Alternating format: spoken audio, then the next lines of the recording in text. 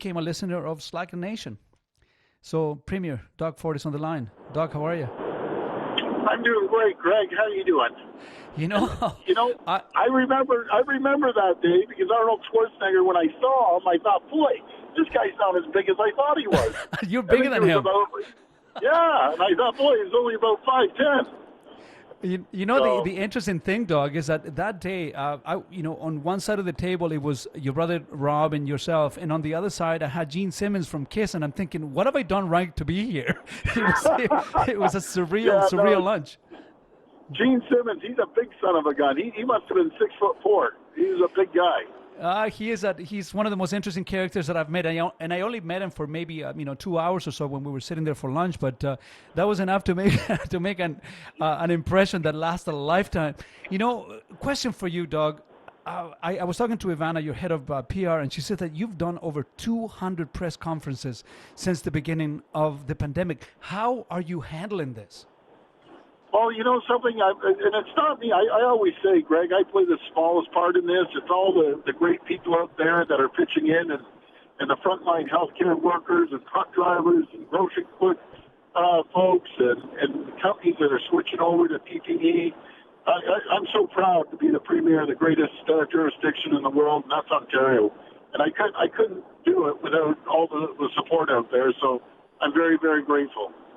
A big shout out to all the frontline workers. They're taking the brunt of the pandemic, and I understand the number of hours that are putting in the front line there, and I know with your support, they can keep on going. But, one of the reasons why, I really wanted you to come down today, Doug, it was for a very simple reason. I have a lot of friends that own businesses, in particular martial arts schools and gyms around the province.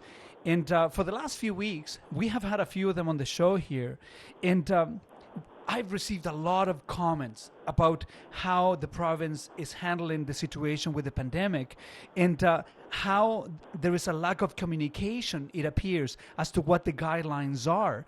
And I wanted to have you on the show because, you're a businessman yourself, and I can see it in your face whenever you do the press conferences, how much it pains you to put these guidelines that are effectively affecting so many small businesses. I mean, what are your thoughts on this, Doug?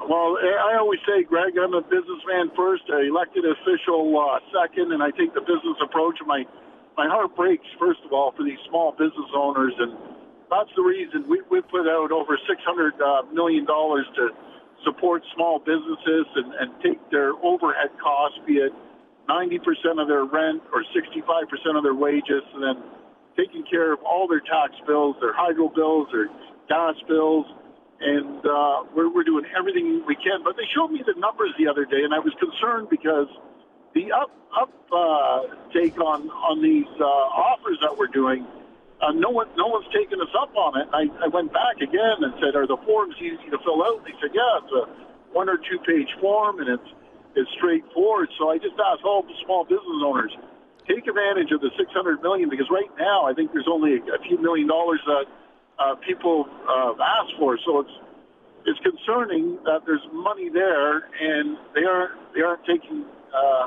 us up on it. But what I do want to say, Greg, there's light at the end of the tunnel, and we're going to come back stronger than ever. We have this vaccine that we're just waiting to find out exactly when we're going to get it off the federal government, because they're in charge of the procurement side of the vaccine. We're in charge of the distribution.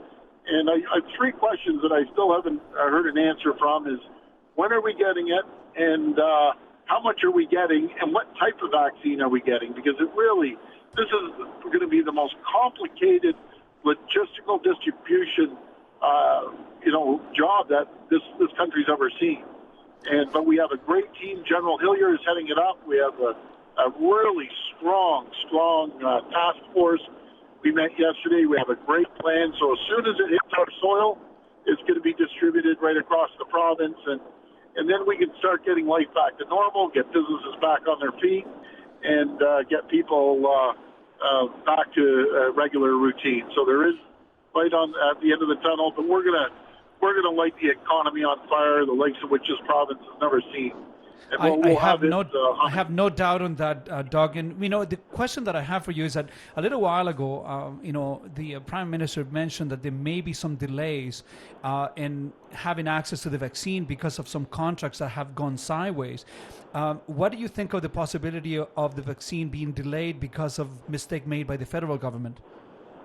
Well, you know something. I'm sure they're doing the best they can, but I just want to see the delivery dates and the quantities. I've called the president and CEO of Pfizer, and we're getting on the line with Moderna as well, and a few other companies that say they're going to have the vaccine.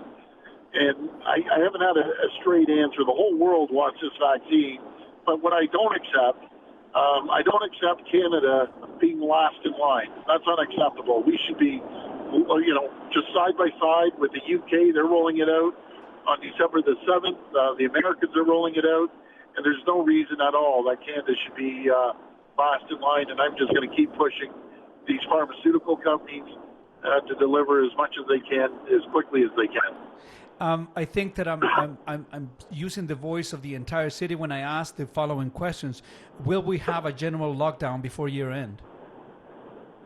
Well, you know something, I don't believe we will at all. I follow the advice of the chief medical officer, and I always explain to small business owners that if we have a couple choices here.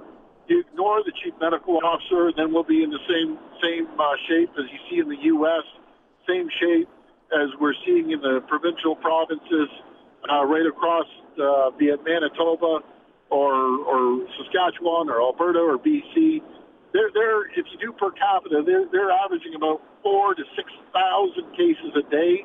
Oh, wow. The hospital capacity. They always ask people, when you go to the docs and you have something wrong with you, you're going to listen to the doctor. And right now, what we're doing everything we can to avoid is we have a choice of opening up and these cases are going to go through the roof, or canceling cancer surgeries for people. And I don't want to be canceling cancer surgeries as our ICU units are filling up in the hot areas, we call them, be it Peel or Toronto.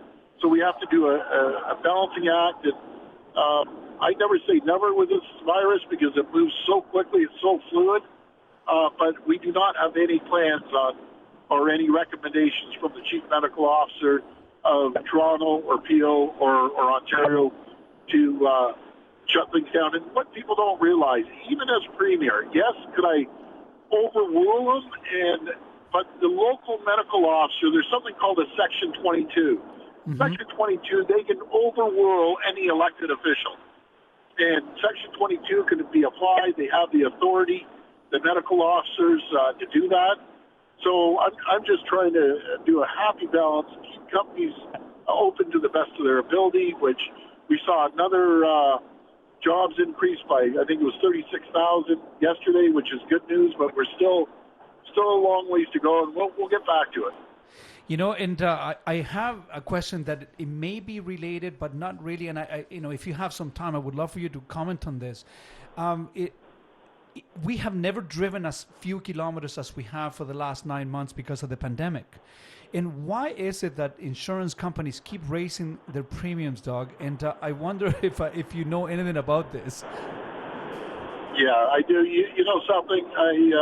We sat down. I had a meeting over the phone with all the insurance companies, and I basically told them I'm fed up with it. The people aren't driving. You're jacking up the rates. So they're coming back with a reduction of rates, hopefully in the next very short period, and we're going to hold them accountable because it's ridiculous. They're making tons of money, and we're paying for it. And I told them it's unacceptable. That we'll act on it further because my job is not only to protect the health and well-being of every single Ontario resident, but also protect business owners as well.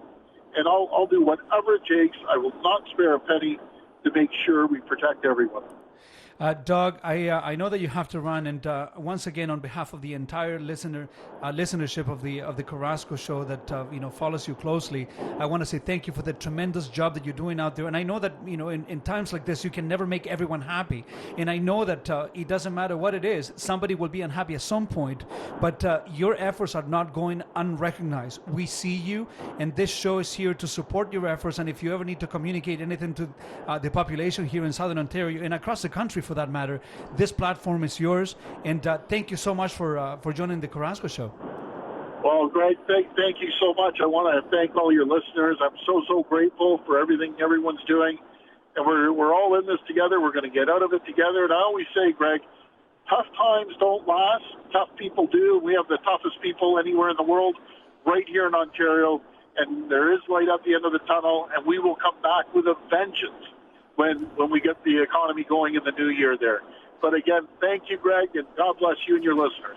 Amen to that. Have a Merry Christmas and a Happy New Year, Doug, and all the power to you. And once again, thank you so much for calling the Carrasco Show. Thank you so much, Greg. All the best.